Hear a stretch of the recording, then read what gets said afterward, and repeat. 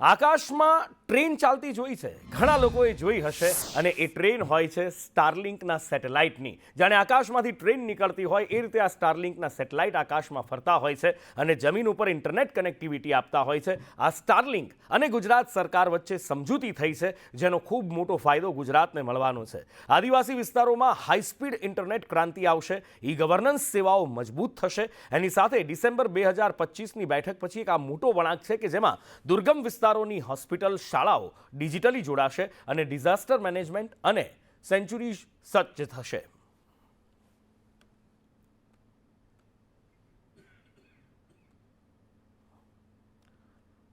સસ્તા અનાજના દુકાનદારો દ્વારા કમિશન વધારવા માટે રજૂઆત કરવામાં આવી છે. મહત્તમ કમિશન 20,000થી વધારી અને 30,000 કરવા માટેની માંગ કરવામાં આવી છે. સસ્તા અનાજના દુકાનદારોની પુરવઠા મંત્રી સાથે બેઠક છે અને અનાજ માટે કમિશન ₹1.5થી વધારી અને ₹3 કરવા માટેની માંગ છે. લોગિન એક્સેસ પરિવારના એક સભ્યને આપવા માંગ છે. બજેટ પહેલા આ માંગણીઓ સરકાર સ્વીકારશે એવું આશ્વાસન આપવામાં આવ્યું છે. અમારું કમિશન 20,000 જે છે એનું 30,000 કરવાનું. આજે અમારી મહત્વની બે માગણીઓ. ત્રીજું હતું કે ભાઈ અમારા કુટુંબના એક વ્યક્તિનું KYC લઈને લોગિન કરવાનો અધિકાર આપો. ચોથું અમારું જીવતા વારસાઈનું. આ બાબતે રમણભાઈ સાથે અમારા પુરવઠા મિનિસ્ટર કેબિનેટ સાથે ચર્ચા થઈ. એમને કહ્યું કે તમારી આ બધી માંગણીઓ હાલ પ્રોસેસમાં છે. બજેટ બેઠક સુધીમાં આનો નિર્ણય જાહેર થઈ જશે. વર્ગ 4ના કર્મચારીઓને પ્લોટ ફાળવવા માટે રજૂઆત કરવામાં આવી છે. વર્ગ 4 કર્મચારી મહામંડળની સરકારને રજૂઆત છે. પ્લોટ અથવા પીમે યોજના હેઠળ મકાન ફાળવવામાં આવે. છેલ્લા 20 વર્ષથી સરકારને આ બાબતે રજૂઆત કરવામાં આવે છે. રાજ્યમાં 21,000 વર્ગ 4ના કર્મચારીઓ છે.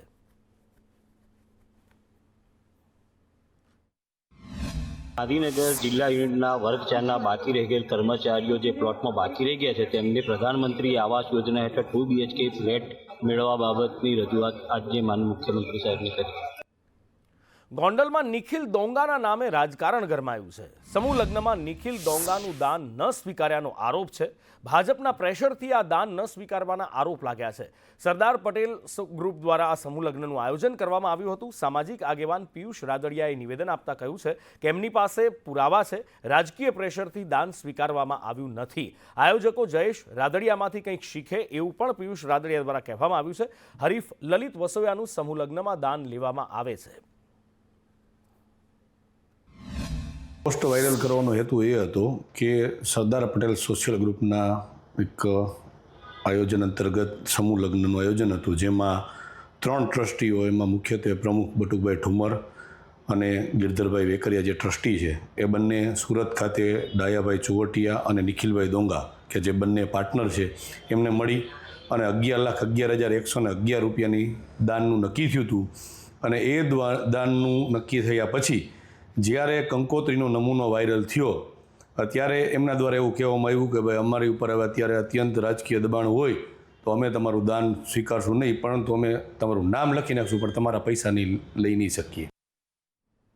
અમદાવાદ મ્યુનિસિપલ કોર્પોરેશનના અધિકારીઓને ઠપકો આપવા માટે દરખાસ્ત થઈ. ચૂંટાયેલા પ્રતિનિધિઓનું માનતા ન હોવાનો આરોપ લગાવવામાં આવ્યો. અલગ અલગ ઝોનના અધિકારીઓને ઠપકો આપવા દરખાસ્ત કરવામાં આવી છે. ડ્રોમાં લાગેલા મકાનોમાં તપાસ કરવા સૂચના અપાઈ હતી. કેટલાક આવાસ ખાલી છે એ તપાસ કરવા માટે સૂચના અપાઈ હતી. અધિકારીઓ દ્વારા તપાસ ન કરાતા ચેરમેને આ આદેશ આપ્યા છે. જે પ્રમાણે જોઈએ એ રીતે યોગ્ય પગલાં ન ભરાતા હોવાના કારણે આજની કમિટીમાં નિર્ણય લેવામાં આવ્યો છે કે જવાબદાર અધિકારીઓ ઉપર નોટિસ ઇસ્યુ થાય, જરૂર પડે તો ઠપકાની દરખાસ્ત પણ આપવામાં આવે એવું આજની કમિટીમાં સૂચન કરવામાં આવ્યું. અમદાવાદ મ્યુનિસિપલ કોર્પોરેશનની ટેન્ડરિંગ પ્રક્રિયામાં ઘોર બેદરકારી સામે આવી છે. ડિસ્ક્વોલિફાય થયેલી એજન્સીને જ ટેન્ડર આપવામાં આવ્યું છે. સ્કાયવે ઇન્ફ્રાને ટેન્ડર આપતા વિવાદ થયો છે. કન્સલ્ટન્ટ ડિસ્ક્વોલિફાય એજન્સીનું ટેન્ડર ખોલી દેવામાં આવ્યું છે. કન્સલ્ટન્ટને બેદરકારી બદલ 5 લાખનો દંડ ફટકારવામાં આવ્યો છે.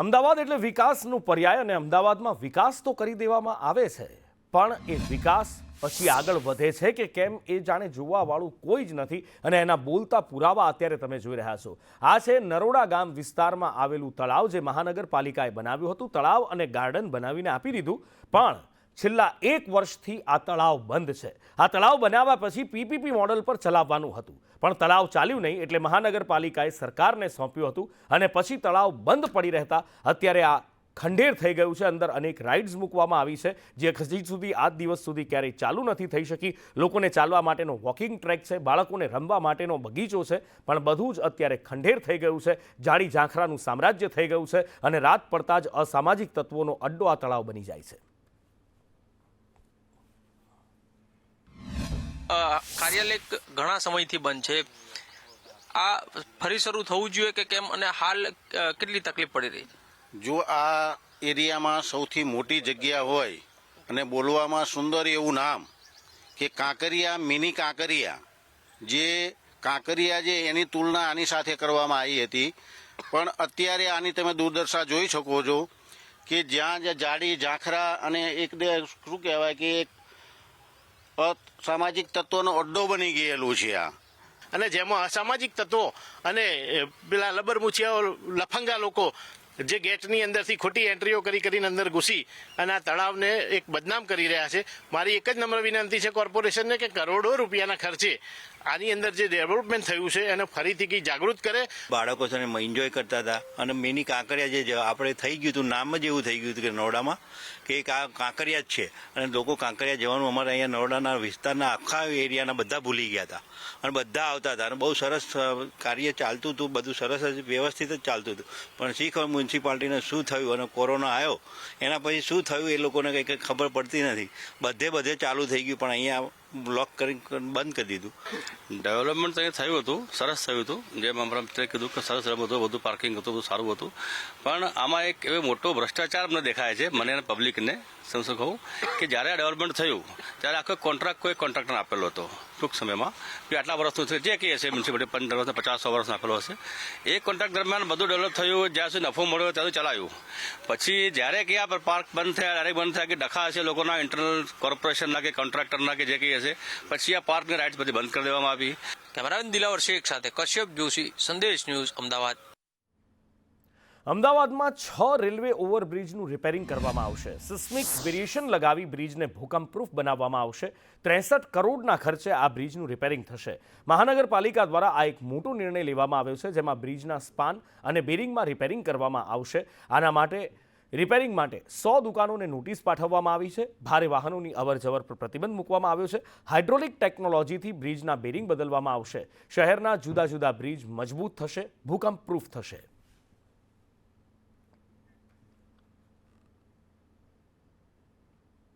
કેન્દ્ર સરકારના બજેટ બાદ વિદેશથી સોનું, દાગીના, રોકડ અને બીજો સામાન લાવવા અંગે કસ્ટમ ડ્યુટીના નિયમો હવે વધુ કડક બનાવાયા છે. જો તમે મર્યાદા કરતાં વધુ સામાન લાવો છો તો એની જાણ કસ્ટમ્સને નથી કરતા તો દંડની સાથે જેલ પણ ભોગવવી પડે છે. વિદેશથી પરત આવતા સમયે કઈ વસ્તુ કેટલી લાવી શકાય, કઈ વસ્તુ પર પ્રતિબંધ છે, આ ગૂંચવણ દૂર કરવા માટે અમદાવાદ એરપોર્ટ પર મુસાફરો માટે કસ્ટમ સહાયતા કેન્દ્ર શરૂ કરવામાં આવ્યું છે. આ કેન્દ્ર ટર્મિનલની બહાર બનાવવામાં આવ્યું છે, જેથી કોઈ પણ વ્યક્તિ ટિકિટ કે પાસપોર્ટ વગર પણ માહિતી મેળવી શકે છે. ભારતીય મુસાફરો માટે સોનાના દાગીના, રોકડ રકમ અને અન્ય સામાનની મર્યાદા નક્કી કરાઈ છે. સાથે જ ડ્રગ્સ, IMEI નંબર વગરના મોબાઈલ, જાતિ પરીક્ષણ કીટ, પ્રાણીઓ, પક્ષીઓ અને અશ્લીલ સામગ્રી જેવી વસ્તુઓ ઉપર સંપૂર્ણ પ્રતિબંધ છે. કસ્ટમમાં મુસાફરોને ગ્રીન ચેનલ અને રેડ ચેનલમાંથી પસાર થવું પડે છે. જો તમારી પાસે મર્યાદાથી વધુ સામાન ન હોય તો ગ્રીન ચેનલ, અને જ્યારે સોનું કે રોકડ હોય તો રેડ ચેનલ મારફતે ટેક્સ ભરીને જવું ફરજિયાત છે. Basically purpose passenger facilitation centre का ये था कि जो पैसेंजर्स आए उनको कोई भी कस्टम रिलेटेड क्वेरी हो तो हम उनका सीधा विंडो पे ही निवारण कर दें. क्या होता है कि पैसेंजर आते हैं तो उनको एयरपोर्ट के अंदर एंट्री के लिए पास की इशू की ज़रूरत होती है, लेकिन पैसेंजर फैसिलिटेशन सेंटर बाहर मिलता है तो उनके मन में कोई भी क्वेरी हो तो बाहर उनको हम सॉर्ट आउट कर दें और उनकी क्वेरी को एक पीसफुली रिजोल्यूट करके वहीं की वहीं उनको सुविधा दे सके. अभी तक हमारा ये नवंबर से इशू है और राउंड द क्लॉक 24/7 चलता है. इसमें पैसेंजर्स आते हैं अपनी क्वेरी लेके, हम यहीं पे डेस्क पे अपने स्टाफ की मदद से उनको सॉर्ट आउट कर देते हैं और एक रजिस्टर मेंटेन करते हैं, तो अभी तक हंड्रेड्स ऑफ पैसेंजर का हम इसमें इशू सॉल्व कर चुके हैं। सबसे पहले ड्रग्स तो एक प्रोहिबिटेड क्वांटिटी है, even 1 gram is also you are liable for jail. उसके बाद में जहाँ तक गोल्ड की बात रही या प्रेशियस मेटल्स की बात रही, तो गोल्ड के अंदर आप सपोज दुबई गए, दुबई से वापस आ गए, 7 दिन में वापस आ गए, या शॉर्ट विजिट है, तो उसके अंदर कुछ भी अलाउड नहीं है, not even 1 gram. After 1 year you are eligible for 20 gram and 40 gram. 20 gram for other than female passenger and 40 gram for female passengers. વાવ થરાદમાં કોંગ્રેસના નેતા અંગે ભુવાએ આગાહી કરી છે. કોંગ્રેસના નેતા માંગીલાલ પટેલના ભવિષ્યની આગાહી કરી છે. સોશિયલ મીડિયામાં ભુવાનો આ વિડીયો વાયરલ થઈ રહ્યો છે. વિધાનસભાની ચૂંટણીમાં ટિકિટ મળશે એવો દાવો કરવામાં આવ્યો છે. એટલું જ નહીં, 11,000 વોટની બહુમતીથી જીતવાની પણ આગાહી કરી છે. ધૂણતા ધૂણતા ભુવાએ રાજકીય ગરમાવો વધારી દીધો છે. સ્થાનિક લોકોના કુતૂહલ ફેલાયું છે. કદાચ તો ડોવાના ખેડે આયા હો હાચા મનથી અને ધારાસભ્યની ટિકિટ લઈને આવી અને 11,000 વોટ જીતાડો તો ગણે દુનિયામાં ગોગો જીતાડો આવું છું હું. બાપો ગોગા બાપો આ મારું વેણ છે. કદાચ ધારાસભ્યની ટિકિટ લઈને આવે એંડાને ડોવાના ખેડે આવે મારી બાવડી આવે અને 11,000 વોટ જીતાડો તો ગણે દુનિયામાં ગોગો બોલતો રાડો. જય જય જય તારી. રાજકોટ શહેર કોંગ્રેસમાં જૂથવાદ ચરમ પર પહોંચ્યો છે અને પ્રદેશ કોંગ્રેસનું પણ એના તરફ ધ્યાન ખેંચાયું છે. નવનિયુક્ત ઓબીસી મોરચાના પ્રદેશ પ્રમુખનું નિવેદન સામે આવ્યું છે. જે કાર્યાલયની વાત કરવામાં આવી રહી છે ત્યાં હાજર હોવાનું એમણે કહ્યું છે. પ્રમુખના બદલે ઇન્દ્રનીલે તોછડાઈથી જવાબ આપતા વિવાદ થયો હોવાનું પણ એમણે કહ્યું છે. સાથે જ શહેર પ્રમુખે કહ્યું છે કે પ્રોપર્ટીના માલિક તેઓ નહીં થાય. ભૂતકાળમાં જે બનાવ બન્યા એ બાદ અમુક લોકો નથી જતા એ વાત સ્વીકારવામાં આવી છે. જે રીતે ઇન્દ્રનીલભાઈએ બધા સાથે વ્યવહાર કરીને એમ કીધું કે કોંગ્રેસ તો આ રીતે ચાલશે, તમારે અહીં બેસવું હોય તો બેસો, બાકી પ્રમુખ જવાબ નહીં આપે, જવાબ હું જ આપીશ. અને જે રીતે તોછડું વર્તન ત્યારના આગેવાનો સાથે થયું એના હિસાબે થયું. ઇન્દ્રનીલભાઈ પહેલાં પણ અમારા વડીલ હતા, આજે પણ અમારા વડીલ છે. કોઈ પણ વ્યક્તિ હોય, મહેશભાઈ રાજપૂત પણ આવું કોઈનું અપમાન ન કરી શકાય. વ્યક્તિગત હંમેશા પાર્ટી મિટિંગ હોય ત્યારે પ્રમુખશ્રીએ જ એનો જવાબ દેવાનો હોય. પણ જે કંઈ બનાવ બની ગયો ત્યારબાદ અમે મેન્ટલી એવું નક્કી કર્યું કે પાર્ટીનું ક્યાંય ખરાબ લાગે અને કાંઈ બોલાચાલી થાય એના કરતાં તે જગ્યા ઉપર આપણે જવું નહીં. કોંગ્રેસના સૈનિક છીએ અને કોંગ્રેસના આદેશ પ્રમાણે જ્યાં પણ લડવું પડે એની સાથે અમે લડીશું. એ જગ્યા ઉપર, કાર્યાલય ઉપરની વાત નથી, જગ્યા ઉપર જવામાં અમને વાંધો છે. બાકી હું હેમાંગભાઈ બધા જ પાર્ટી કાર્યાલય બનાવવા માટે એનો ફંડ ફાળો પાર્ટી લેવલે અને બધા આગેવાનો દ્વારા એની પૂરી તૈયારી ચાલી રહી છે. ટૂંક સમયમાં એવું બને કે રાજકોટની અંદર ટૂંક સમયમાં કોંગ્રેસનું પાર્ટી કાર્યાલય ગુજરાત પ્રદેશ કોંગ્રેસ સમિતિ અને ઓલ ઇન્ડિયા એઆઈસીસીના નામના દસ્તાવેજ સાથેની કાર્યાલય ટૂંક સમયમાં બનશે. ઠાકોર સમાજનું બંધારણ ભંગ કરવા બદલ કાર્યવાહી કરવામાં આવી છે. કોરડા ગામના પૂર્વ સરપંચને 1,51,000 રૂપિયાનો દંડ ફટકારવામાં આવ્યો છે. આ દંડની રકમ શિક્ષણમાં વાપરવાનો નિર્ણય કરવામાં આવ્યો છે. સાદલપુરના કોરડા ગામે બંધારણ માટે બેઠક મળી હતી, જેમાં લગ્નમાં ડીજે વગાડી બંધારણનો ભંગ કરવામાં આવ્યો. સભામાં સ્ટેજ પર ગરમાગરમી પણ જોવા મળી હતી. સભામાં ગબ્બર અર્જુન ઠાકોર મુદ્દે પણ ચર્ચા થઈ. કમિટી સમક્ષ માફી માંગશે તો સમાજમાં પરત લેવાશે એવી વાત પણ કરવામાં આવી છે. જીને પણ અમે વાત કરી કે ભાઈ સમાજ જે કહે છે એ કરવા તૈયાર છું. અને સમાજની આજે તમારી હાજરીમાં મગનજીએ અહીંયા આટલા બહોળા સમાજમાં 3 જિલ્લાના સમાજના આગેવાનો આવ્યા અને એની સમક્ષ માફી માગી. પણ છતાં સમાજને જે ઠીક લાગે એ હું સમાજને યોગદાન આપવા, શિક્ષણમાં એ દાન આપવા 1,51,000 રૂપિયા એ શિક્ષણમાં દાન આપ્યું છે અને સાથે સાથે માફી માગી છે.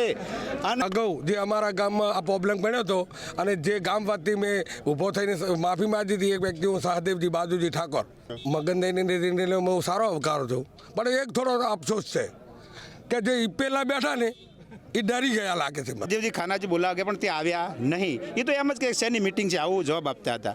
હવે અમને આ જિલ્લાની કમિટીએ ગામની સમિતિને સોંપ્યું છે, તો ગામની સમિતિ જોડે જો આવશે અને તાલુકાની સમિતિ જોડે સંકલન કરી અમે તેનો જે તે નિર્ણય યોગ્ય લેશું. ગબ્બર ખોટું બોલતા હતા કે અમને કોઈ કહેવા આવ્યું નથી. તેમના કાકાને, તેમના વડીલોને અમારા સૈદીપજી ખાનાજી બોલાવવા પણ ગયા હતા મિટિંગ પહેલાં. કોરડા ગામે જે બંધારણનો ભંગ થયો હતો એમાં મગનજી ઠાકોર અને એમના દ્વારા જે પ્રસંગ કરવામાં આવ્યો એમાં સમાજના ધ્યાન ઉપર આવ્યો કે બંધારણનો ભંગ થયો છે. એ બાબતને લઈને સમાજ ભેગો થયો હતો અને એમનો યોગ્ય નિર્ણય કરીને ગ્રામ સમિતિનો જે નિર્ણય હતો એ નિર્ણયને આગળ વધારતા તાલુકા સમિતિ અને જે કોર કમિટીએ નિર્ણય કર્યો એને સમાજે માન્ય રાખ્યો છે. સુરેન્દ્રનગર જિલ્લામાં અંદાજે 22,000થી વધારે લોકોના નામ કમી કરવા માટે ફોર્મ નંબર 7 ભરવામાં આવ્યું છે. કોંગ્રેસનો આરોપ છે કે ભાજપના ઇશારે લઘુમતી અને દલિત સમાજના મત કાપવા આ ખોટા ફોર્મ ભરાયા છે. જે મતદારોને નોટિસ મળી છે એ જ્યારે અધિકારી પાસે ગયા ત્યારે જાણવા મળ્યું કે ફોર્મ ભરવાવાળાનું નામ કે મોબાઈલ નંબર પણ ખોટા છે. આ અન્યાય સામે સુરેન્દ્રનગર જિલ્લા કોંગ્રેસ દ્વારા વિરોધ પ્રદર્શિત કરવામાં આવ્યો હતો અને સાથે જ કાર્યવાહી કરવાની માંગ પણ કરવામાં આવી છે.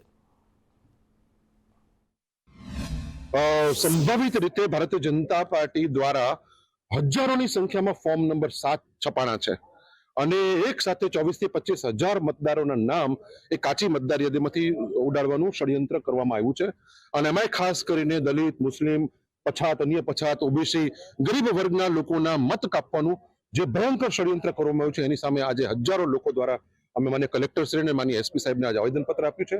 જે મોટા પાયે ફોર્મ નંબર 7 ભરવામાં આવ્યા છે એ અમને પૂરેપૂરી આશંકા છે કે જિલ્લાના ચૂંટણી શાખાની ઓફિસમાંથી જ ઓપરેટ થયા છે. સોફ્ટવેર બેઝ ફોર્મ છે તમામ. એ ફોર્મ કોણે ભર્યા, કોણે રજૂ કર્યા, એ આખું સુનિયોજિત ષડયંત્ર છે. સરકારે જે આ કાવતરું ઘડ્યું છે એ કાવતરાની અંદર લોકોનું નાગરિકત્વ ખતમ કરવાની વાત કરી છે. સરકારે જાણી જોઈને કર્યું છે કે અથવા ડરીને કર્યું છે કે આવનારા દિવસોમાં અમારી સરકાર જવાની છે તો એના કાવતરાને લઈ અને સામાન્ય નાગરિક, ગામડાનો છેવાડામાં રહેતો સામાન્ય નાગરિક, એના ફોર્મ રદ કરવાનું કાવતરું કોણે ઘડ્યું છે એ સવાલ પૂછવા આજે સુરેન્દ્રનગરની જિલ્લાની જનતા રોડ પર આવી છે. અમદાવાદના નરોડામાં આવેલા કુબેરનગરના કેકાડીવાસ વિસ્તારમાં ગટર અને પાણીની ગંભીર સમસ્યા સામે આવી છે. આ વિસ્તારમાં આવેલ શિવરામચાલી અને આસપાસ પીવાના પાણી પ્રદૂષિત હોવાનું કહી સ્થાનિકોએ ફરિયાદ કરી છે. સ્થાનિકોનું કહેવું છે કે અનેક વાર રજૂઆત કરવામાં આવી છે છતાં કોઈ એમની વાત સાંભળતું નથી. એમની ફરિયાદને કાગળ પર પણ લેવામાં નથી આવતી. પ્રદૂષિત પાણીથી નાના બાળકોના સ્વાસ્થ્ય પર જોખમ તોડાઈ રહ્યું છે. બીજી બાજુ ગટરના પાણી પણ ઉભરાઈને બહાર આવી રહ્યા છે. का पानी सही नहीं आ रहा है. लाइन नवी यहाँ पे रखी है कनेक्शन, वो भी आधी अधूरी है. एक वो तकलीफ है, पीने का पानी रिश्ता एकदम गंदा आ रहा है. का पूरा एक साल से हम गंदा पानी है वैसा ही इशू कर ले. दूर दूर से पानी लेके आते, बहुत गंदा पानी आता है. અહીંયા જ રહું છું. આ ગામમાં પાણીનું બહુ તકલીફ. 3 વર્ષથી લગભગ ગંદુ જ પાણી આવે છે. હળવદના વાંકિયા ગામના ખેડૂતોએ આજે મોરબી કલેક્ટર કચેરીમાં વીજ કંપનીની દાદાગીરી સામે વિરોધ પ્રદર્શન કર્યું. ખેડૂતોનું કહેવું છે કે ક્લીનમેક્સ સોલાર કંપની દ્વારા ઘોડાધ્રોઈ નદીમાં બળજબરીપૂર્વક વીજપોલ નાખવામાં આવી રહ્યા છે. આ વીજપોલના કારણે સૌની યોજનાના પાણીના પોઈન્ટ્સ અને સિંચાઈ વિભાગ દ્વારા મંજૂર થયેલ ચેકડેમની કામગીરીમાં અવરોધ ઊભો થઈ રહ્યો છે. ખેડૂતોએ કલેક્ટરને આવેદનપત્ર આપ્યું છે અને તાત્કાલિક આ કામ અટકાવવા માટે ઉગ્ર રજૂઆત કરી છે. હું ના પાડવા ગયો તો જબરજસ્તથી નાખવી છે કે અને અમારે અહીંયા તલાવડા કરવાના છે સૌની યોજનાના. હવે એ દાદાગીરી કરી નાખે એટલે અમારે આ પગલું ભરવું પડ્યું. એટલે ગામમાં પાવર ગ્રીડ લાઈન, સોલરની એક લાઈન નીકળે છે અને નદીમાંથી પસાર થાય છે અને જ્યાંથી લાઈન પસાર થાય ત્યાં અમારે સૌની યોજનાનો નર્મદાની પાણીનો પોઈન્ટ આવેલો છે અને અહીંયાથી આખા ગામને સિંચાઈનું પાણી લેવાનું છે. એટલે એ લાઈન અમને નડતરરૂપ છે. એટલે આજે કલેક્ટર સાહેબને અમે રજૂઆત કરવા હતા અને એ લાઈન કંપનીવાળા બળજબરીથી લાઈન નાખે. અત્યારે અમારા ગામમાં ઘોડાધરી નદીમાંથી જે પાવર લાઈનની થાંભલાઓ પસાર થાય છે એની લાઈન પસાર થાય છે એ મુદ્દે અત્યારે અમે કલેક્ટર સાહેબને રજૂઆત કરવા આવ્યા હતા. હવે એ જે કંપની છે તે શું છે કે એને એકવાર તો અમે અટકાવી તો છતાં પણ એ દાદાગીરી કરે છે. સુરતમાં ફરી એકવાર બાંધકામમાં ભ્રષ્ટાચારની શંકા સેવાઈ રહી છે. તાપી નદી પર બની રહેલ ઇન્ટેક વેલ અચાનક નમી પડતા તંત્રની કામગીરી પર સવાલો ઉઠ્યા છે. આ નિર્માણાધીન ઇન્ટેક વેલ કેવી રીતે નમી પડ્યો એ અત્યારે ચર્ચાનો વિષય બન્યો છે. આ ગંભીર બેદરકારીના કારણે સ્ટ્રક્ચર સ્ટેબિલિટી રિપોર્ટ કરવાની માંગ ઉઠી છે. જો કે આ કામમાં કોઈ ટેકનિકલ ભૂલ હોય તો એને તાત્કાલિક સુધારવાની જરૂર છે. જો મહાનગરપાલિકા સમયસર નહીં જાગે તો જનતાના કરોડો રૂપિયા પાણીમાં જવાની પૂરેપૂરી ભીતિ છે. ટેકવેલ તાપી નદીની અંદર જે બની રહ્યો છે એ એક બાજુ ઢળી ગયેલો છે અને યુનિક કન્સ્ટ્રક્શન દ્વારા આખી આ કામગીરી થઈ રહી છે. આ કન્સ્ટ્રક્શન જે કંપની કરી છે અને આવા અસંખ્ય વખત આવા બધા ભોપાળાઓ આવેલા છે, પરંતુ એમની વિરુદ્ધમાં કોઈ એક્શન લેવાતી નથી. આ ખૂબ મોટી ટેકનિકલ ખામી છે. અને મારા ઘરની પાછળ જ આ ઇન્ટેક વેલની કામગીરી છેલ્લા 6 મહિનાથી ચાલી રહી છે. આ ઇન્ટેક વેલના શરૂઆતના તબક્કાની અંદર જ તે આ ઇન્ટેક વેલ 5 થી 6 ડિગ્રી જેટલો નમી ગયો છે. આ ખૂબ ટેકનિકલ ગંભીર ખામી છે અને એ નમી ગયેલો હોવા છતાં એમનું નિરાકરણ લાવવાને બદલે અત્યારે હાલ એના ઉપર જ કામ શરૂ કરી દેવામાં આવ્યું છે. જો આને ટેકનિકલી અત્યારે પેનલ દ્વારા સર્વે કરવામાં ન આવે તેમજ અત્યારે SVNIT જેવી એજન્સીઓ દ્વારા સ્ટ્રક્ચરલ રિપોર્ટ લીધા વગર જો આ કામને આગળ વધારવામાં આવે તો આ કામ પૂર્ણ કર્યાથી ખૂબ ગંભીર ટેકનિકલ ખામીઓ સર્જાઈ શકે છે. સુરત શહેરમાં ફરી પાછી ભ્રષ્ટાચારની નીતિ સામે આવ્યો તેવા દ્રશ્યો સામે આવ્યા છે. સુરત શહેરના સરથાણા વિસ્તારમાં આવેલ તાપી નદી ઉપર બનાવવામાં આવતો ઇન્ટેક વેલ જે નમી પડ્યો છે, જે તમે હાલ સીધા દ્રશ્યો જોઈ શકો, જેનો લાઈવ વિડીયો તમે હાલ ટીવી સ્ક્રીન ઉપર જોઈ રહ્યા છો. આ ઇન્ટેક વેલ બનાવવામાં આવી રહ્યો છે સુરતના તાપી નદી ઉપર સરથાણા વિસ્તારમાં. આ સુરત જે સરથાણા વિસ્તારમાં છે 1, 2, 3, 4, 5, 6 જેટલા ઇન્ટેક વેલ છે અને વધુ એક ઇન્ટેક વેલ બનાવવામાં આવી રહ્યો છે, જેથી પાણીનો સંગ્રહ કરી શકાય, સુરત શહેરના જે લોકો છે તેમને સ્વસ્થ પાણી મળી શકે તેની માટે. પરંતુ ઇન્ટેક વેલ જ્યારે નવનિર્મિત બનાવવામાં આવી રહ્યો છે ત્યારે બનાવતાની સાથે તે નમી પડ્યો છે અને તે કઈ રીતે નમી પડ્યો એ પ્રશ્નો ઉઠી રહ્યા છે. કેવી રીતે બેસી ગયો તેને લઈને અનેક સવાલો ઊભા થઈ રહ્યા છે. કેમેરામેન ભૂષણ ચૌધરી સાથે જયેન્દ્ર પાંડે, સંદેશ ન્યૂઝ, સુરત. સુરતના ખટોદરા પોલીસ સ્ટેશનમાં કાનૂની સહાયના બજેટનો ઉપયોગ કેવી રીતે થઈ રહ્યો છે એ જાણવા સંદેશ ન્યૂઝની ટીમ દ્વારા રિયાલિટી ચેક કરવામાં આવ્યું. આ તપાસ દરમિયાન પોલીસ સ્ટેશનની કામગીરી અને સુવિધાઓનું નિરીક્ષણ કરાયું. અહીંયા મહિલાઓની સુરક્ષા અને મદદ માટે મહિલા હેલ્પ ડેસ્ક અંતર્ગત એક ખાસ રૂમ તૈયાર કરવામાં આવ્યો છે. સાથે જ વધતા જતા ઓનલાઈન ગુનાઓને ડામવા સાયબર ક્રાઇમ અટકાવવા માટે અદ્યતન સુવિધાઓ ઊભી કરાઈ છે. સાયબરની જેટલી ફરિયાદો આવે એ અહીંયા જોવામાં આવે છે. સાયબરના જો જે કંઈ પણ લગતા ગુનાઓ હોય એની માટેની અરજી હોય અથવા ગુનો હોય એની તપાસ અહીંયાથી જ કરીએ છીએ. હા, અહીંયા મહિલા હેલ્પ ડેસ્ક છે કે જે મહિલાઓ અહીંયા આવતી હોય પોલીસ સ્ટેશન મદદ માંગવા, એ પહેલાં અહીંયા મહિલાને ડાયરેક્ટ ઇન્વેમાં જાય તો એવું હોય કે ત્યાં પુરુષ બી હોય તો અચકાતી હોય, પુરુષ જમાદાર હોય, તો મહિલા પાસે આવે તો એ આમ ઇઝીલી બધું અમને કહી શકે છે. એમ કોઈ પણ અરજદાર પોલીસ સ્ટેશનમાં જ્યારે આવે ત્યારે તેમને સારી રીતે સાંભળવામાં આવે છે. તેમની જે પણ સમસ્યા હોય તેના પર વિશેષ ધ્યાન આપવામાં આવે છે. મહિલાઓની વાત છે કે બાળકોની વાત છે તો જે કોઈ મહિલાઓ છે તેના માટે સી ટીમ ઉપલબ્ધ છે. પોલીસ સ્ટેશનમાં એક PSI અન્ય મહિલાઓ કાર્યરત છે. તેમને જે પ્રમાણે સમસ્યા હોય, પતિ પત્નીના ઝઘડા હોય તો તે બાબતેનું કાઉન્સેલિંગ કરી અને બાળકો માટે આપણે ચાઇલ્ડ ફ્રેન્ડલી કોર્નર જે પણ હોય તે પણ ઉપલબ્ધ છે. પણ અરજદારો કોઈ પણ એમની સમસ્યા લઈને આવે છે તેમને ધ્યાનપૂર્વક સાંભળવામાં આવે છે અને તરત જ તાત્કાલિકપણે જે કંઈ એમની સમસ્યા હોય એમનું નિરાકરણ લાવવામાં આવે છે. અને ખાસ કરીને અહીંયા ખટોદરા પોલીસ સ્ટેશનની વાત કરીએ તો ગંભીર પ્રકારના ગુના થોડાક ઓછા બને છે, એટલે ક્રાઇમ એમ જોવા જઈએ તો થોડોક ઓછો છે. સાયબરની વાત કરીએ તો સાયબરનું એક અલગ જ અહીંયા ડિપાર્ટમેન્ટ ઊભું કરવામાં આવ્યો છે, જેને કારણે કોઈ બી સાયબરને લગતી સમસ્યા આવે છે તેનું નિરાકરણ અત્રે સાયબર સેલમાં આપણે કરીએ છીએ. અમારા કાકા ઓફ થઈ ગયા હતા, એના કામના કાગળિયા લેવા માટે આવેલા છીએ. કયા પ્રકારનો સહયોગ ચાલે છે પોલીસ? સહયોગ સંપૂર્ણ સહયોગ છે. અમને બેને કીધું તૈયાર કરે છે, થોડી વાર માટે બેસવા માટે જણાવ્યું છે. नहीं, इधर मेरा चोरी होगा बोल के आया. मोबाइल? हाँ सर. तो पुलिस से आप क्या बोला? पुलिस वाले पुलिस ने अभी बाद में बात करेगा. વિકસિત ગુજરાત તરફ હરણફાળ ભરતા ગુજરાત માટે ચિંતાજનક સમાચાર સામે આવ્યા છે.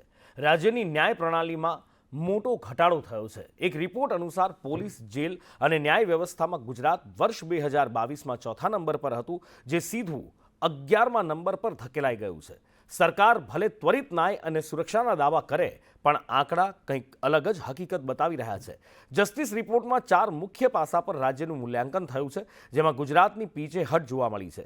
બીજી તરફ આ ગંભીર મુદ્દે ભાજપે બોલવાનો જ ઇનકાર કરી દીધો છે. જો કે રાજકીય વિશ્લેષકોનું માનવું છે કે કોર્ટમાં કેસનું ભારણ વધી રહ્યું છે અને ક્રાઇમની પદ્ધતિ બદલાઈ છે, ત્યારે પૂરતો સ્ટાફ હોવો અત્યંત જરૂરી છે. એફઆઈઆર દાખલ થાય એ એફઆઈઆરને અમુક ચોક્કસ સમય મર્યાદામાં કોર્ટ સુધી પહોંચાડવાનું હોય. કોર્ટમાં ગયા પછી 90 દિવસમાં એની ચાર્જશીટ દાખલ થાય. આ આખી જે પ્રક્રિયા છે એના માટે કોર્ટ પાસે પણ પૂરતો સ્ટાફ નથી. અને ગુજરાતની આપણે જો વાત કરી છે, ચોથા નંબરે હતું 22 સુધીના કેસીસ, એ કેસની સ્ટાઇલ, એની પેટર્ન, 22 પછીના કેસો તમે જોઈ લો. આપણે ગુજરાતમાં બેફામ લૂંટ, ફાટ, બેદરકારી, આજકાલ નવું સાયબર ફ્રોડ ચાલુ થયા છે, એના વધતા જતા કેસીસ. દરેક કેસને અવલોકન અને એનાલિસિસ કરવા માટે ઊંડાણપૂર્વકનો સમય જે હોવો જોઈએ, એ સમય અને સમય આપવાવાળો સ્ટાફ જે હોવો જોઈએ, એની અછતના હિસાબે આ મને લાગે છે ન્યાયપાલિકા બહુ જ પાછળ ચાલી રહી છે. સરકારની ને નિયત છે કે આ રિપોર્ટમાં સ્પષ્ટ દેખાય છે કે જે 2022માં ગુજરાત ચોથા ક્રમાંકે હતું, એ આજે એ ઢસડીને 11મા ક્રમાંકે આવી ગયું છે. એટલે આ સ્પષ્ટ દેખાડે છે કે ગુજરાતનો જે ખરેખર ઇન્ફ્રાસ્ટ્રક્ચર હોવું જોઈએ, એ ન્યાયપાલિકામાં હોવું જોઈએ, એ પોલીસ તંત્રમાં હોવું જોઈએ, એ પ્રિઝન્સમાં હોવું જોઈએ, કે લીગલ એડમાં હોવું જોઈએ, એ એટ પાર નથી. વડોદરાની નગર પ્રાથમિક શિક્ષણ સમિતિએ શિક્ષણ ક્ષેત્રે એક નવી સિદ્ધિ હાંસલ કરી છે. અટલાદરામાં આવેલ ડોક્ટર શ્યામાપ્રસાદ મુખર્જી શાળામાં 4 કરોડના ખર્ચે રાજ્યની કદાચ પહેલી સરકારી ગ્રીન બિલ્ડિંગ તૈયાર કરવામાં આવી છે. આ અત્યાધુનિક ઇમારતની ખાસિયત એ છે કે એના દરેક વર્ગખંડમાં કુદરતી સૂર્યપ્રકાશ પહોંચશે, જેનાથી વીજળીનો વપરાશ નહિવત થશે. પર્યાવરણની જાળવણી માટે નિર્માણ દરમિયાન સ્થળ પર એક પણ વૃક્ષ કાપવામાં આવ્યું નથી. સાથે જ અહીંયા આઈઆઈએમ અમદાવાદની શૈલીમાં 6000 પુસ્તકોવાળી લાઇબ્રેરી પણ બનાવવામાં આવી છે. નવા સત્રથી આ શાળામાં ગુજરાતી, હિન્દી અને ઇંગ્લિશ ત્રણેય મીડિયમના 2500 વિદ્યાર્થીઓ એક સાથે અભ્યાસ કરી શકશે, એવો એક નવો અધ્યાય શરૂ થવા જઈ રહ્યો છે.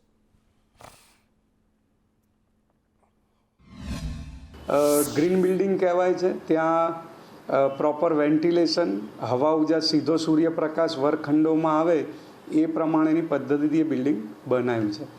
સાથે સાથે એમ્ફી થિયેટર, એકદમ મોડર્ન લાઇબ્રેરી, એટલે આખો જે બિલ્ડિંગનો શેપ એટલો સુંદર છે કે બાળકોને ત્યાં બેસીને ભણવાની મજા આવે. વડોદરા નગર પ્રાથમિક શિક્ષણ સમિતિની શાળાની એકમાત્ર પ્રથમ ગ્રીન બિલ્ડિંગ બનાવવામાં આવી છે. અટલાદરાની શ્યામાપ્રસાદ મુખર્જીની આ સ્કૂલ છે અને જે રીતે આ બનાવવામાં આવી છે તેની ખાસિયત એ છે કે આ ઇમારત બનાવવામાં કોઈ પણ વૃક્ષનું છેદન નથી કરવામાં આવ્યું અને શિક્ષણ સમિતિની આ પ્રથમ ગ્રીન શાળા છે જે બનશે કે જેમાં ગુજરાતી, હિન્દી અને અંગ્રેજી માધ્યમના વિદ્યાર્થીઓ એક સાથે અભ્યાસ કરવાના છે. જે લેબ બનાવવામાં આવી છે તે અમદાવાદના આઈઆઈએમને આધારિત છે તેવી ડિઝાઇન સ્ટ્રક્ચર અહીંયા ઊભું કરાયું છે. આ ગ્રીન બિલ્ડિંગ બન્યું છે. આની બીજી અન્ય વિશેષતાઓ છે. આ શાળાની અંદર એક પણ જે ઝાડ છે, વૃક્ષ છે, એક પણ કાપવામાં નથી આવ્યું. પ્રકૃતિની વચ્ચે આખી શાળા ઊભી કરવામાં આવી છે. આની ઉપરાંત 6000 પુસ્તકો લઈ જેને વાંચન કરી શકે એટલી મોટી એક આ પુસ્તકાલયની પણ અહીંયા રચના કરવામાં આવી છે. તમે દરેક ક્લાસરૂમ જોશો, પ્રયોગશાળા જોશો કે લાઇબ્રેરી જોશો, ઓપન એર થિયેટર જોશો, તો દરેક જગ્યાએ સૂર્યપ્રકાશ એટલો સરસ રીતે આવશે. અને બ્રહ્મસ્થાન જેને આપણે કહીએ વાસ્તુશાસ્ત્ર પ્રમાણે કે ઉપરથી આખી સનલાઇટ કે આખા બિલ્ડિંગની ઓરાને પ્રજ્વલિત કરતી હોય એ રીતનું આખું એનું બાંધકામ કરવામાં આવ્યું છે. કેમેરા પર્સન નિકેશ વડન સાથે કુણાલ શર્મા, સંદેશ ન્યૂઝ, વડોદરા. જામનગર મહાનગરપાલિકા દ્વારા 30 જાન્યુઆરીએ વર્ષ 2026-27નું 1680 કરોડ રૂપિયાનું બજેટ રજૂ કરવામાં આવ્યું હતું. એ પછી સોમવારે કોર્પોરેશનની સ્ટેન્ડિંગ કમિટીની બેઠકમાં બજેટમાં સૂચવવામાં આવેલા સુધારાઓ અંગે ચર્ચા કરવામાં આવી અને ચર્ચા પછી જેએમસી દ્વારા જે વેરા વધારાની જાહેરાત કરવામાં આવી હતી એને રદ કરવાનો નિર્ણય કરાયો છે. આ ફેરફાર પછી બજેટને જનરલ વોર્ડમાં મોકલી આપવામાં આવ્યું છે. સાથે જ જામનગરમાં પરિવારજનોના મૃત્યુ બાદ અંતિમ સંસ્કાર માટે સ્મશાન ગૃહમાં ચૂકવવા પડતા 1000 રૂપિયાની રકમને હવેથી કોર્પોરેશન ચૂકવશે એવો નિર્ણય લેવામાં આવ્યો છે. કરદર જે 9.10 કરોડના નાબૂદ કરી અને 1854.10 કરોડનું બજેટ મંજૂર કરી અને જનરલ બોર્ડ તરફ પ્રસ્તુત કરેલ છે. જામનગરના આદર્શ સ્મશાન સાથે પરામર્શ કરી અને જે એમને અંતિમ સંસ્કાર કરવાનો જે ખર્ચ આવે છે તે મહાનગરપાલિકા ચૂકવશે. જીએસઆરટીસી એટલે કે આપણી એસટી હવે પેસેન્જરને હાઈટેક કેરાવાનની ભેટ આપશે. અત્યાર સુધી માત્ર વીઆઈપી લોકો પાસે જ આ લક્ઝુરિયસ કેરાવાન જોવા મળતી હતી, પણ હવે સામાન્ય જનતા અને કોર્પોરેટ ગ્રુપ પણ એને વાપરી શકશે. પહેલા તબક્કામાં 10 અત્યાધુનિક કેરાવેન લાવવાની તૈયારીઓ શરૂ થઈ ચૂકી છે. ક્યારે આ કેરાવેન એવા પરિવારોને ધ્યાનમાં રાખીને ડિઝાઇન કરવામાં આવી છે જે સ્ટેચ્યુ ઓફ યુનિટી, સાપુતારા, કચ્છનું રણ આ બધા જ પ્રવાસો ગ્રુપમાં કરવા ઈચ્છે છે. તેમજ મલ્ટીનેશનલ કંપનીઓ, એક્ઝિક્યુટિવ મુસાફરો એમના માટેનું મીટિંગનું આયોજન આ બધું થાય એના માટે પણ આ કેરાવેન બનાવવામાં આવી રહી છે. કેરાવેન લાવવાનો એક પ્લાન તૈયાર કરવામાં આવ્યો છે. કેરાવેન શું છે એનો કદાચ એક આછો પાતળો પરિચય આપવામાં આવે તો એક એવી વાન હોય છે જેની અંદર સોફા સીટની જગ્યાએ સોફા રાખવામાં આવ્યા હોય છે. લોકો તેમાં સૂઈ પણ શકે છે. બાથરૂમની પણ વ્યવસ્થા હોય છે. આમ જુઓ તો વેનિટી વાન, પણ સંપૂર્ણ રીતે વેનિટી વેન નહીં. સ્વદેશ મૂવીની અંદર શાહરૂખ ખાન જે પ્રકારની કેરાવેન જે વેન વાપરે છે એ એક પ્રકારની કેરાવેન છે, પણ એના અલગ અલગ પ્રકારો હોઈ શકે છે. ગુજરાત રાજ્ય માર્ગ વાહન વ્યવહાર નિગમ દ્વારા ગુજરાત ટુરિઝમના સંયુક્ત સાહસ સાથે નિગમ ખાતે 10 કેરાવાન આગામી સમયમાં મૂકવામાં આવશે, જે મુસાફર જનતાની સેવામાં મૂકવામાં આવશે. ગમે ત્યાં કાર પાર્ક કરીને જતા હોય તો સાવધાન થઈ જજો અને આ ખાસ જોઈ લેજો.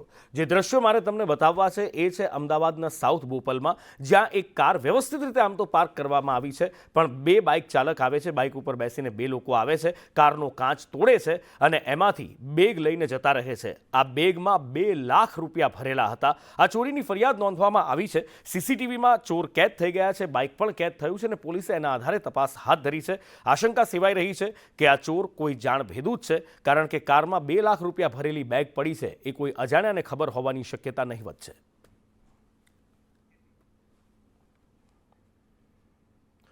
વલસાડના ઉમર ગામમાં એક કપૂતે માની હત્યા કરી નાખી. આ માનસિક અસ્થિર દીકરાએ માતાની હત્યા કરી છે. માયાવંશી ફળિયામાં ગળું કાપી અને માતાની નિર્દયતાથી હત્યા કરવામાં આવી છે. પોલીસે તપાસ શરૂ કરી છે.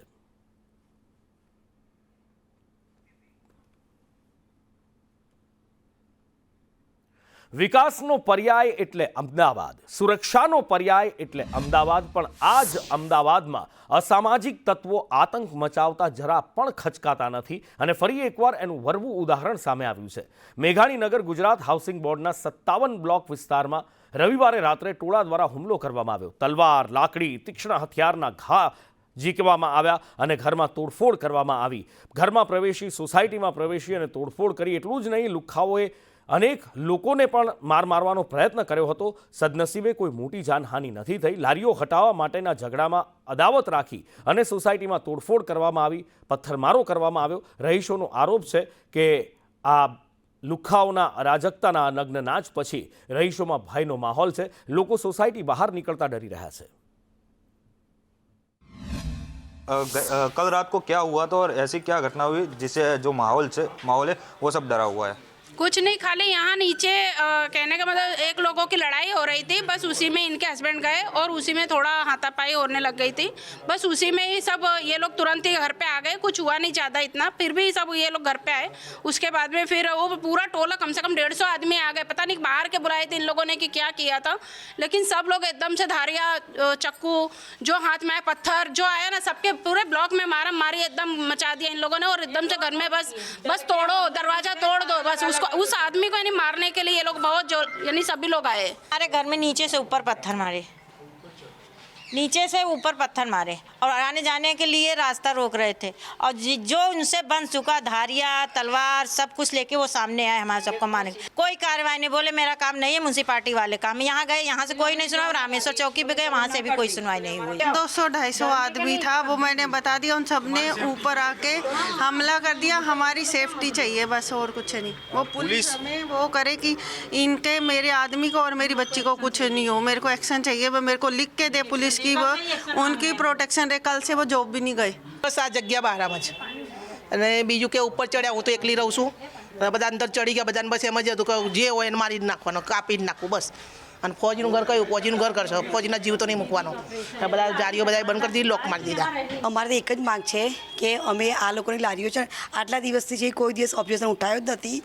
અમે એમને સમજાયા કે વાત પતાવી દો, પણ સમજ્યા જ નહીં. એક વાર આવ્યા, 2 વાર આવ્યા, પછી ત્રીજી વાર તો આખું માહોલ આના બ્લોકમાં ઘૂસી ગયું અને મારા ઘરે તો એટલું નુકસાન કર્યું છે, ના પૂછો વાત.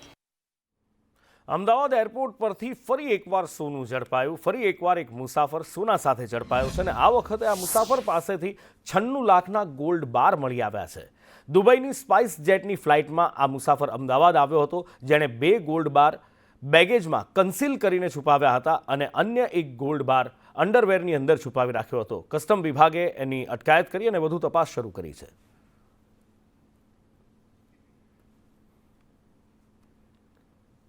રાજકોટમાં 120 કિલો ચાંદીની થયેલી ચોરીનો ભેદ ઉકેલાયો છે. અમદાવાદ ક્રાઇમ બ્રાન્ચ એસીપી ભરત પટેલનું નિવેદન સામે આવ્યું છે. તપાસ કરતા આરોપી અમદાવાદનો હોવાની શંકા જન્મી હતી. આરોપીનું નામ પ્રદીપ છે, જેની ધરપકડ કરી લેવામાં આવી છે અને એની પાસેથી 40 કિલો ચાંદી જપ્ત કરવામાં આવી છે. સાથે જ એની સાથે વડોદરાનો મુકેશ પ્રજાપતિ પણ હતો, જે મુખ્ય આરોપી છે. મુકેશ સિવાય અન્ય 3 આરોપી પણ છે. સિલ્વર ત્યાંથી જે 130 કિલો ચાંદીની ચોરી થયેલી છે, ચાંદીના દાગીનાની, એ પૈકીની અમુક જથ્થો અમદાવાદ ખાતે આવેલો છે અને ગીતા મંદિર પાસે એક મોબાઈલ શોપમાં મોબાઈલ રિપેરિંગનું કામ કરતા પ્રદીપ પ્રજાપતિ નામના વ્યક્તિ પાસે જથ્થો છે. આ જે માહિતી છે એની ખરાઈ કરવામાં આવી અને ખરાઈ કર્યા બાદ પ્રદીપ પ્રજાપતિને જ્યારે એની આ બાબતે બોલાવીને પૂછપરછ કરવામાં આવી ત્યારે એની પાસેથી કુલ આ જે ગુનામાં ચોરી થયેલો મુદ્દામાલ પૈકી 40 કિલો મુદ્દામાલ અમને જે તે પરિસ્થિતિમાં મળેલો છે. દેવગઢ બારિયામાં પોક્સો કેસનો આરોપી ફરાર થયો અને દેવગઢ બારિયા સબજેલમાંથી આરોપી ફરાર થતા ચકચાર મચી ગઈ. આરોપી મનોજ કટારા દિવાલ કૂદીને ભાગી ગયો. આરોપીની શોધખોળ માટે નાકાબંધી કરવામાં આવી છે. સબજેલમાંથી આરોપી દિવાલ કૂદીને ભાગ્યો કેવી રીતે, એ અત્યારે ચર્ચાનો વિષય બન્યો છે.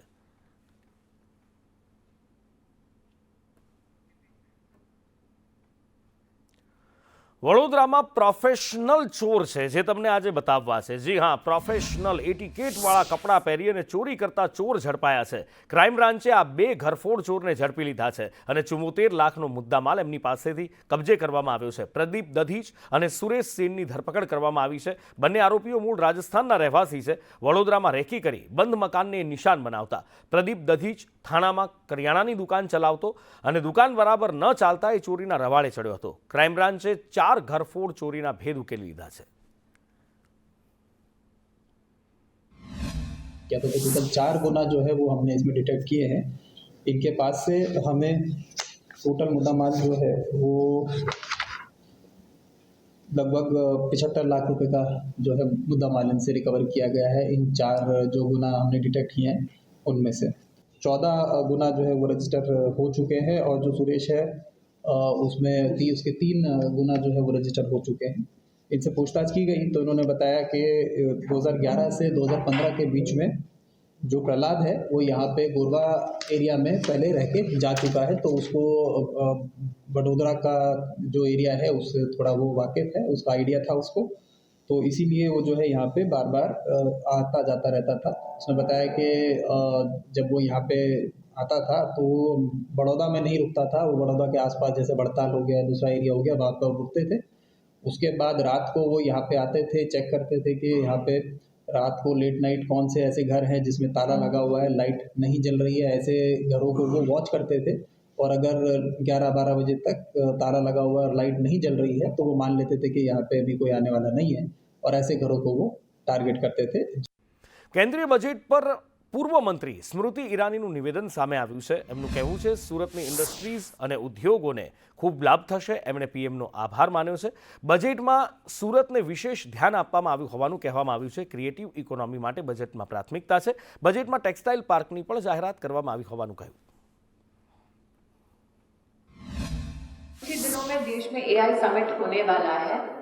हम विश्व के सबसे बड़े न सिर्फ कंजम्पशन इकोनॉमी है बल्कि विश्व के सबसे बड़े इंजीनियरिंग स्ट्रेंथ भी है.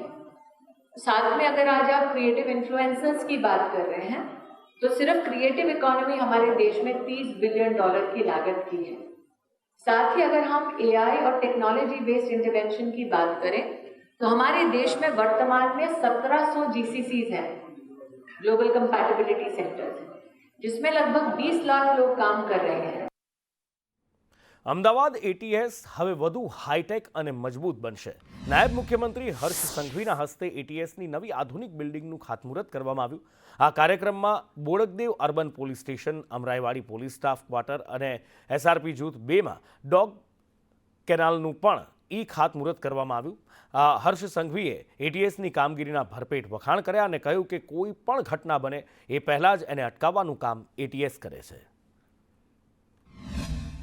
અમદાવાદ શહેર પોલીસ માટે આજે 2 સ્થળો પર પોલીસ આવાસના ખાતમુહૂર્ત કરવામાં આવ્યા છે. અમદાવાદ શહેર આટલા મોટા મહાનગરમાં જ્યારે પોલીસ પરિવારને અને પોલીસના સૌ જવાનોને રહેવા માટેની વ્યવસ્થાઓ જે આપણે નિરંતર પ્રયાસ થકી વધારતા જઈએ છીએ, તેમાં આજનો આ ખાતમુહૂર્ત એ અતિ મહત્વનું છે. આજના એક જ દિવસમાં એટીએસ અને અમદાવાદ પોલીસ આ 2 વિભાગોને મલાવતા 202 કરોડ રૂપિયાના ખર્ચે એ આવનારા દિવસોમાં આ વ્યવસ્થાઓ જ્યારે ઊભી થવાની છે, પોલીસ વિભાગમાં એક સાથે એક જ નગરમાં 202 કરોડ રૂપિયાની લાગતથી આવનારા દિવસોમાં આ વ્યવસ્થાઓ ઊભી થવાની છે. અમદાવાદ મ્યુનિસિપલ કોર્પોરેશનના સીએનસીડી વિભાગે ડોગ લવર્સ માટે એક સંવેદનશીલ પહેલ કરી છે. મહાનગરપાલિકા દ્વારા હવે પેટ ડોગ્સના અંતિમ સંસ્કાર માટે ખાસ વ્યવસ્થા ઊભી કરવામાં આવી છે. આ માટે બહેરામપુરા વિસ્તારમાં 30 લાખના ખર્ચે અત્યાધુનિક સીએનજી ડોગ સ્મશાન તૈયાર કરવામાં આવ્યું છે. એની વિશેષતા એ છે કે અહીંયા એક સાથે 3 શ્વાનના અંતિમ સંસ્કાર કરી શકાશે. એટલું જ નહીં, શ્વાન માલિકો ઘરે બેઠા જ પોતાના પેટની અંતિમ વિધિ પણ જોઈ શકશે.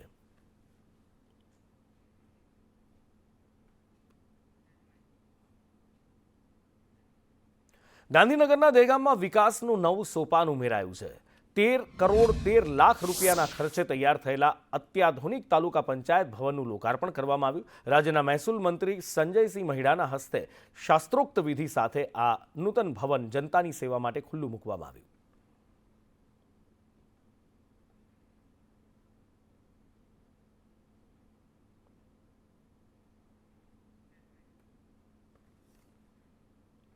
અમદાવાદ શહેરમાં નગરદેવી ભદ્રકાળી માતાની ભવ્ય શોભાયાત્રા માટે ભક્તોમાં અનેરો ઉત્સાહ દેખાઈ રહ્યો છે. શોભાયાત્રા મંદિર પરિસરથી લઈ શહેરના માર્ગો સુધી ફરશે અને એના માટેની તૈયારીઓ પૂર્ણ કરી દેવામાં આવી છે.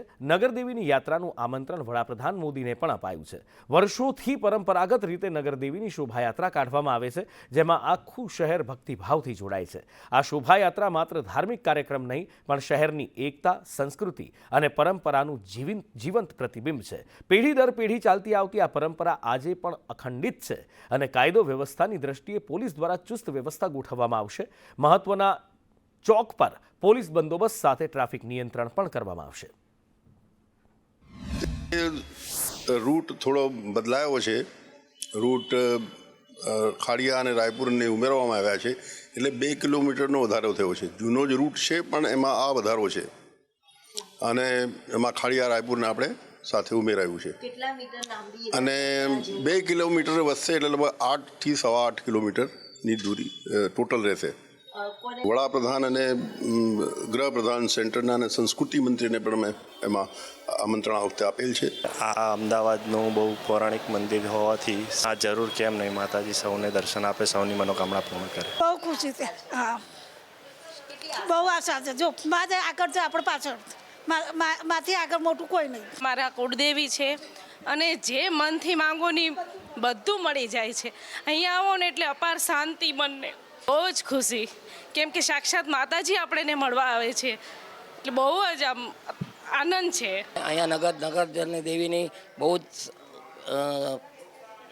દેવીની બહુ જ શક્તિ છે કે માતાજીની રથયાત્રા સંપૂર્ણપણે સારી રીતે નીકળે એવી માતા ભદ્રકાળી માતાનું પ્રાર્થના કરું. લીંબડીના રાજરાજેશ્વર ધામમાં 5 દિવસીય ભવ્ય ધર્મોત્સવનો પ્રારંભ કરવામાં આવ્યો છે. બ્રહ્મલીન પરમ પૂજ્ય ગુરુદેવ રાજશ્રી મુનિજીની સ્મૃતિમાં અહીંયા એક ભવ્ય સ્મૃતિ મંદિર બનાવવામાં આવ્યું છે. આ મહોત્સવમાં લીંબડી અને સુરેન્દ્રનગરમાં ગુરુજીની મૂર્તિની ભવ્ય શોભાયાત્રા યોજાઈ, જેમાં લીંબડી ટાવર, બંગલાથી લઈ અને છાત્રાલય સુધી મોટી સંખ્યામાં ભક્તો જોડાયા. 11 ફેબ્રુઆરીએ બપોરે 12 વાગે રાજશ્રી મુનિજીની પ્રતિમાનું અનાવરણ અને મૂર્તિ પ્રતિષ્ઠા મહોત્સવ થશે. આ અંગે સૌરાષ્ટ્ર નિંબાર્ક પીઠના મહામંડલેશ્વર દ્વારા ખુશી વ્યક્ત કરવામાં આવી છે. સાથે જ ધારાસભ્ય કિરીટસિંહ રાણા, ડોક્ટર રુદ્રસિંહ ઝાલા તેમજ સમાજના વિવિધ આગેવાનો અને ઉદ્યોગપતિઓ પણ ખાસ ઉપસ્થિત રહ્યા હતા.